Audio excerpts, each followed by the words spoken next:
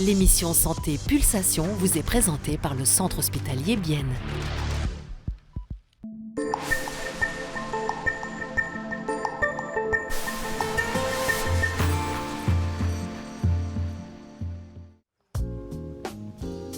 La médecin-chef en angiologie Léa Athias-Widmer est la responsable du centre vasculaire du CHB. Son domaine, c'est tout ce qui touche aux vaisseaux sanguins. Et comme les vaisseaux sanguins sont connectés à tous les organes du corps humain, ils peuvent être utiles pour soigner des maladies comme l'hypertrophie de la prostate par exemple. Plusieurs années durant, Stefan Brubbacher a vécu avec cette maladie. Cela le gênait quelque peu car il devait aller aux toilettes plusieurs fois par nuit. Il a donc subi une opération urologique il y a quelques années.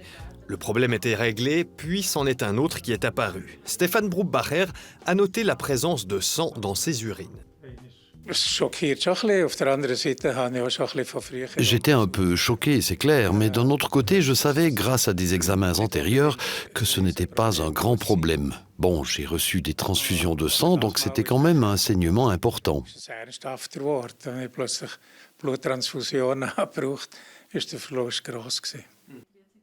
Stefan Brubbacher est d'abord repassé par le service d'urologie avant d'être envoyé au centre vasculaire. Les spécialistes de l'angiologie et de la radiologie interventionnelle ont effectué une intervention appelée embolisation de la prostate. Dans le cas de Stefan Brubbacher, cette intervention visait à arrêter le saignement, mais ce n'est pas pour ça qu'elle est le plus utilisée. Les explications de la radiologue interventionnelle Suzanne Constantinescu. Nous faisons cette intervention pour traiter l'hyperplasie bénigne de la prostate, c'est-à-dire quand la prostate est devenue trop grosse. Pour cette intervention, nous procédons comme pour un cathétérisme cardiaque. Nous passons par l'aine avec une petite aiguille et nous naviguons dans les vaisseaux sanguins jusqu'à la petite artère de la prostate. Ensuite, injectons de petites particules pour la boucher. La prostate ne reçoit alors plus assez d'oxygène et du coup, elle rétrécit.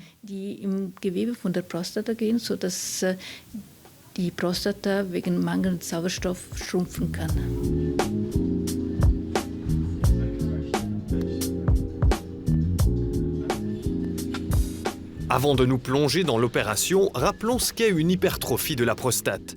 Cette maladie bénigne est très courante, environ 50% des hommes de plus de 60 ans sont concernés. Reprenons ces explications données par un urologue dans une émission Pulsation antérieure. Voici un schéma qui résume bien la problématique. Ici, on voit la vessie qui est en fait comme un muscle. En dessous, il y a la prostate et l'urètre qui passe à travers. Lorsque la prostate grandit et presse sur l'urètre, le canal devient plus étroit. Logiquement, le flux devient plus faible. C'est un premier symptôme dont se plaignent souvent les patients. Le jet d'urine devient plus faible. Ils doivent pousser davantage. Il se peut même que le jet soit interrompu par moment et ils ont le sentiment que la vessie ne se vide plus correctement. Comme la vessie est un muscle, si on le contracte trop, il s'épaissit.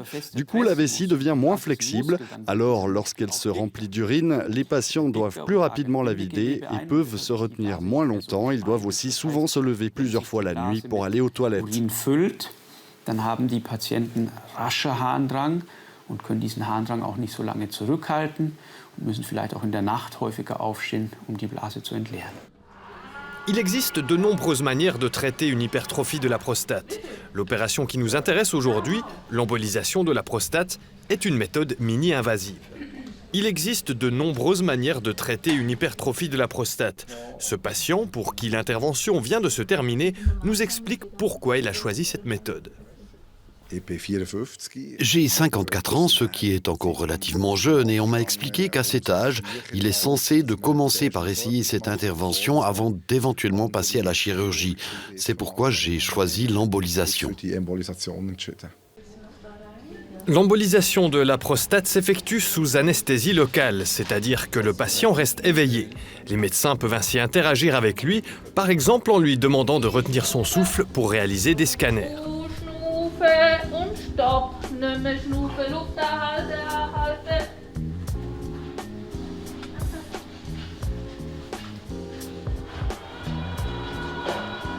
Dans le cas présent, c'est une reconstruction en 3 dimensions. Cela permet de faciliter le travail des personnes qui réalisent l'intervention.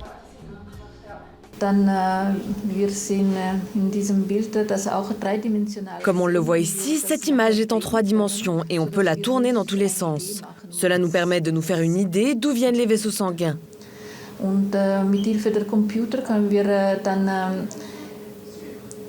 Avec l'ordinateur, nous pouvons dessiner l'artère.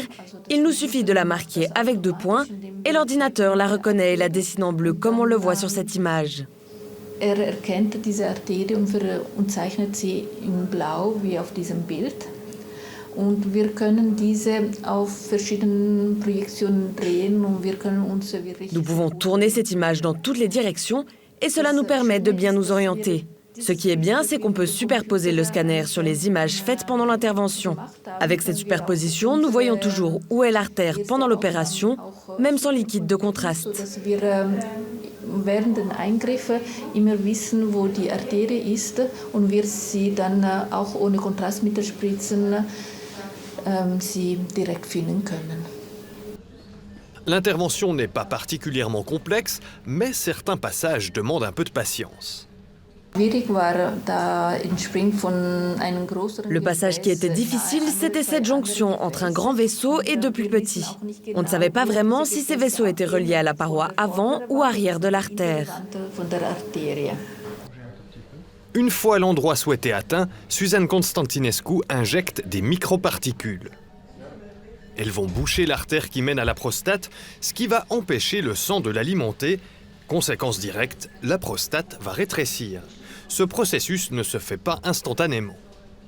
Es dauert zwischen 1 bis 2 Wochen, aber es ist sehr unterschiedlich, es ist sehr individuell zwischen Patienten. Ça dure 1 à 2 semaines en général, mais c'est très variable d'un patient à l'autre. Certains patients remarquent une amélioration après quelques jours déjà.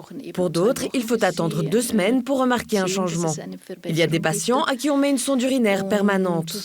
Après 2 semaines, on peut essayer de l'enlever pour voir comment ça va, mais souvent on attend plus longtemps, jusqu'à 6 semaines, avant de l'enlever.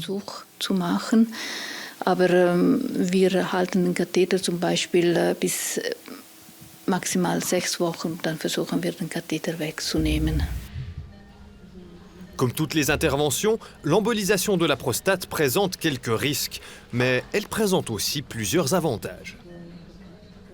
Die Vorteil von der Prostata arterielle Embolisation ist ein minimalinvasives Verfahren.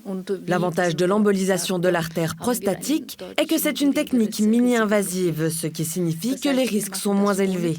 Il n'y a pas de narcose complète, il y a moins de risques de saignement pendant l'opération, mais aussi après l'opération. Et les saignements possibles sont de moindre importance. Il y a aussi peu de risques de provoquer une incontinence et les fonctions sexuelles ne sont pas affectées. Il n'y a pas non plus le risque de provoquer une sténose de l'urètre, chose qui peut arriver avec les opérations standards comme la résection de la prostate. Was passieren kann bei der Standardverfahren wie bei der Prostata-Ausschalung, wie auch eben diesen Patient auch gehabt hat.